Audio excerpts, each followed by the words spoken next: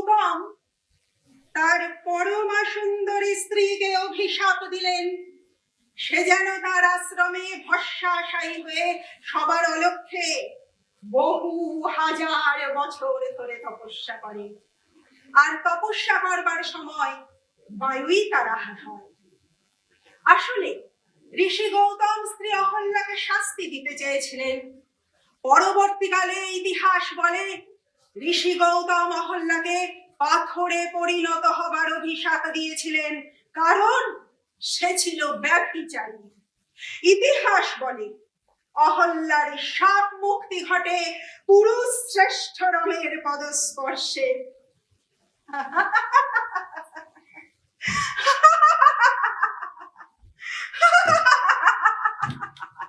পুরুষ শ্রেষ্ঠ, কোন দেবী নয়।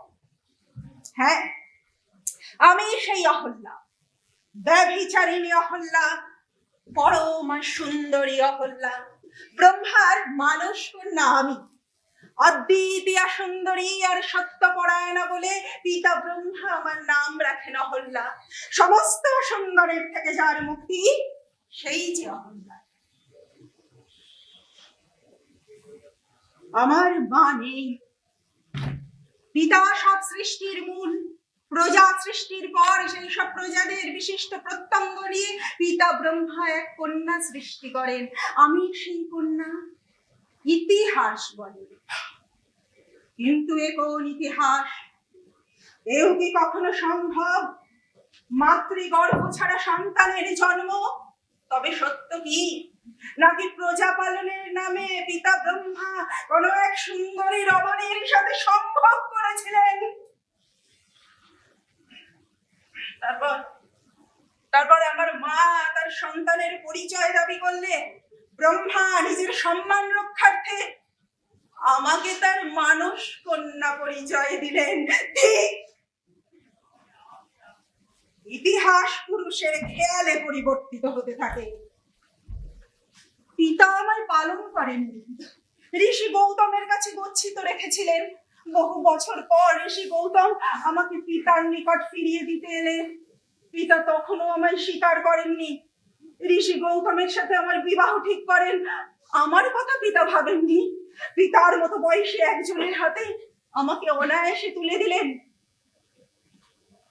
সময়ের পরিবর্তনের সাথে সাথে ইতিহাস পরিবর্তিত হয়েছে, আর বিকৃত ইতিহাসের ধারা পরিবর্তনের সাথে সাথে আমি হয়ে উঠেছি ব্যভিচারী। কখনো বলা হয়েছে দেবরাজ ইন্দ্রের সাথে আমার পূর্বেই প্রেমের সম্পর্ক ছিল। যদি তাই হবে, তাহলে পিতা কেন আমাকে ঋষি গৌতমের হাতে তুলে দিলেন? আমার ইচ্ছার কোনো মূল্য তিনি কেন দিলেন না? দেবরাজ সম্মানে প্রতিষ্ঠায় কোনো অংশে কমতে ছিলেন না। আবার কখনো ইতিহাসে উঠে আসে সুন্দরী অহল্যাকে ভোগ করবার লিপ্সায় দেবরাজ ইন্দ্র ঋষি গৌতমের অনুপস্থিতিতে ছদ্মবেশে এসে আমাকে ধর্ষণ করেছিলেন। বিকৃত ইতিহাস বলে আমি তাকে চিনতে পেরেও তাকে বাধা দিইনি, কারণ সম্ভোগে আমারও সায় ছিল। যদি তাই হবে, তাহলে ধর্ষণ শব্দ কেন বারবার উঠে আসে ইতিহাসে?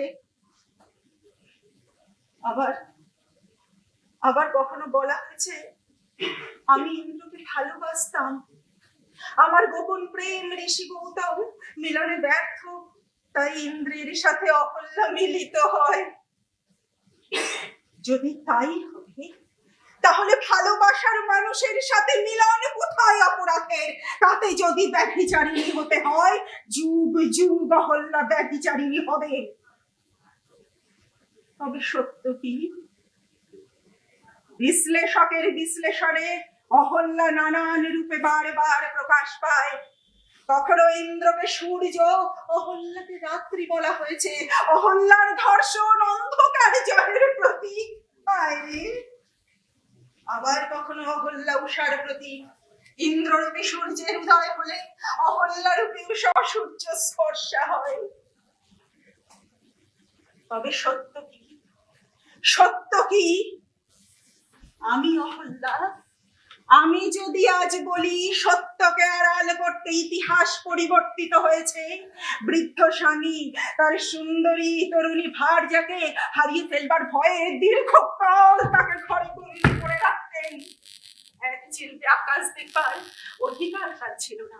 স্বামী প্রভু তার কথা মানতে হবে, এটাই তো ধর্ম। অহল্যা ধর্ম মানেনি।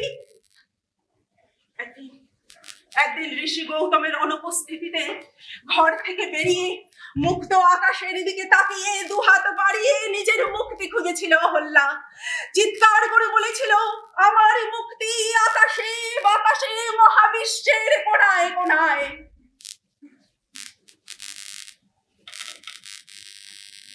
স্ত্রীর এইরূপ স্পর্ধা ঋষি সহ্য করতে পারেননি। সকলকে জানালেন, শোনো শোনো শোনো, ইন্দ্র অহল্যাকে ধর্ষণ করেছেন।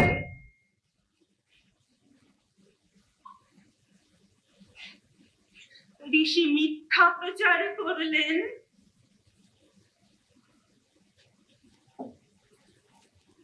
দার্শনিকের দর্শন ব্যাখ্যায় অহল্যা নবরূপে প্রকাশ পায়। সূর্যের বা অগ্নির যে শক্তি বা মূর্তি বাড়ি বর্ষণের উপযোগী অনুকূল পরিবেশে সৃষ্টি করে তিনি ইন্দ্র। যিনি বৃষ্টি করেন বিদ্যুতের ঝলকানি যার হৃদয়ে তিনি ইন্দ্র। বৈদিক শাস্ত্র মতে ইন্দ্র কোন প্রাকৃতিক দৃশ্যমান বস্তু বা মূর্তি নন। তিনি বাড়ি বর্ষণের কারণ, তিনি সূর্য, তিনি আকাশ। পুরাণে বলা হয়েছে, সহস্রাক্ষ ইন্দ্র, আকাশের সহস্র চক্ষু কে না দেখিতে পায়। সহস্র তারকা যুক্ত আকাশ, সহস্রাক্ষ ইন্দ্র। অতএব ইন্দ্র আকাশ কোন পুরুষ নন। অহল্যা ঋষির তৈরি বেঁধে দেয়া গণ্ডিকে অগ্রাহ্য করে মুক্ত আকাশের দিকে তাকিয়ে তাকে আঁকড়ে ধরেছিল, মুক্তি খুঁজেছিল। তাই ঋষির চোখে সে ধর্ষিতা। হ্যাঁ, আমি অহল্যা, আমি ধর্ষিতা। হ্যাঁ, আমি অহল্যা, আমি ধর্ষিতা। আমি ধর্ষিত হয়েছি সামান্য অপরাধের কাছে, আমি ধর্ষিত হয়েছি সমাজের কাছে। অহল্যারা শরীরে মনে ঘরে ঘরে রোজ ধর্ষিত হয়, ধর্ষিত হয়, ধর্ষিত হয়, ধর্ষিত হয়।